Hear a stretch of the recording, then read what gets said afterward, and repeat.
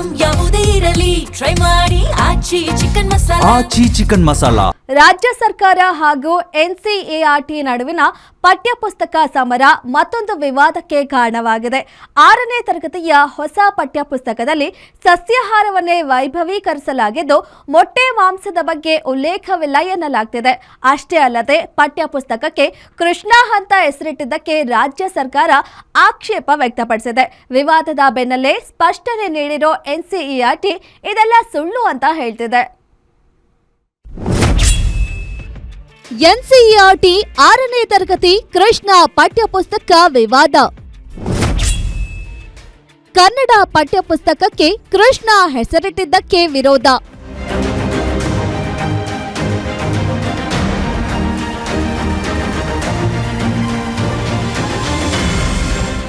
ರಾಜ್ಯದಲ್ಲಿ ಪಠ್ಯಪುಸ್ತಕ ರಾಜಕೀಯ ಮತ್ತೆ ಮುಂಚೂಣಿಗೆ ಬಂದಿದೆ. ಈ ಬಾರಿ ಕೇಂದ್ರದ ಎನ್ಸಿಇಆರ್ಟಿ ಪಠ್ಯದ ವಿರುದ್ಧ ಮಾಜಿ ಶಿಕ್ಷಣ ಸಚಿವ ಮಧು ಬಂಗಾರಪ್ಪ ಕೆಂಡಾಮಂಡಲವಾಗಿದ್ದಾರೆ. 6ನೇ ತರಗತಿಯ ಸಮತೋಲನ ಆಹಾರ ಪಾಠದಲ್ಲಿ ಕೇವಲ ಸಸ್ಯಾಹಾರಕ್ಕೆ ಮಾತ್ರ ಒತ್ತು ನೀಡಿದ್ದು ಸರಿಯಲ್ಲ ಅಂತ ಬೇಸರ ವ್ಯಕ್ತಪಡಿಸಿದ್ದಾರೆ. ಆಹಾರ ಸಮತೋಲನ ಎನ್ನುವುದಾದ್ರೆ ಕೇವಲ ಸಸ್ಯಾಹಾರಕ್ಕೆ ಮಾತ್ರವಲ್ಲ, ಮೊಟ್ಟೆ, ಮೀನು ಮತ್ತು ಮಾಂಸದಂತಹ ಆಹಾರ ಪದಾರ್ಥಗಳನ್ನು ಸೇರಿಸಬೇಕು. ಆದ್ರೆ ಉದ್ದೇಶಪೂರ್ವಕವಾಗಿ ಕೈಬಿಡಲಾಗಿದೆ ಅಂತ ಆಕ್ರೋಶ ಹೊರಹಾಕ್ತಿದ್ದಾರೆ.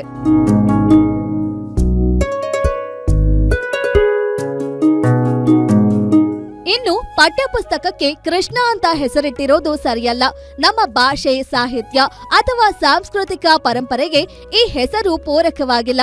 ಈಗಾಗಲೇ ಡಿಎಸ್ಇಆರ್ಟಿ ಸಿದ್ಧಪಡಿಸಿರೋ ಸವಿಕನ್ನಡ, ಸಿರಿಕನ್ನಡ ಪುಸ್ತಕಗಳನ್ನ ಕಡೆಗಣಿಸಲಾಗಿದೆ ಅಂತಾನೂ ಮಧು ಬಂಗಾರಪ್ಪ ಆರೋಪಿಸಿದ್ದಾರೆ. ರಾಜ್ಯದ ಸಂಸ್ಕೃತಿಯನ್ನ ಪ್ರತಿಬಿಂಬಿಸದ ಕೃಷ್ಣ ಹೆಸರಿನ ಪಠ್ಯಪುಸ್ತಕವನ್ನ ಕೂಡಲೇ ಹಿಂಪಡೆಯಬೇಕೆಂದು ಒತ್ತಾಯವನ್ನು ಮಾಡಿದ್ದಾರೆ.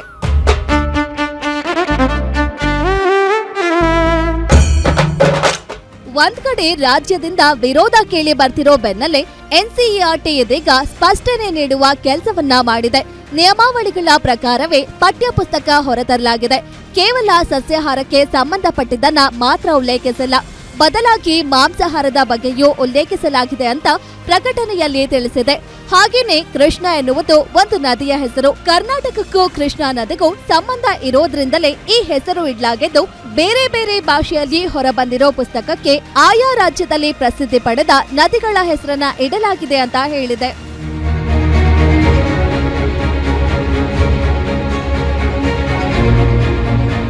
ಅಷ್ಟೇ ಅಲ್ಲದೆ ವಿದ್ಯಾರ್ಥಿಗಳಲ್ಲಿ ಕೇವಲ ಆರೋಗ್ಯಕರ ಆಹಾರದ ಬಗ್ಗೆ ಅರಿವು ಮೂಡಿಸೋದು ಪಾಠದ ಉದ್ದೇಶ ಅಂತ ಎನ್ಸಿಇಆರ್ಟಿ ಸಮರ್ಥಿಸಿಕೊಂಡಿದೆ.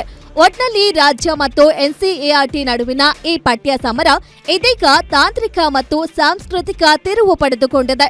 ಮುಂಬರುವ ದಿನಗಳಲ್ಲಿ ವಿದ್ಯಾರ್ಥಿಗಳ ಹಿತದೃಷ್ಟಿಯಿಂದ ಸರ್ಕಾರ ಈ ಪಠ್ಯವನ್ನ ಹಿಂಪಡೆಯುತ್ತಾ ಅಥವಾ ಎನ್ಸಿಇಆರ್ಟಿ ಸ್ಪಷ್ಟನೆಯನ್ನ ಒಪ್ಪಿಕೊಳ್ಳುತ್ತಾ ಎಂಬುದನ್ನ ಕಾದು ನೋಡಬೇಕಿದೆ. Ullas S Kiruvase, guarantee news, Bengaluru.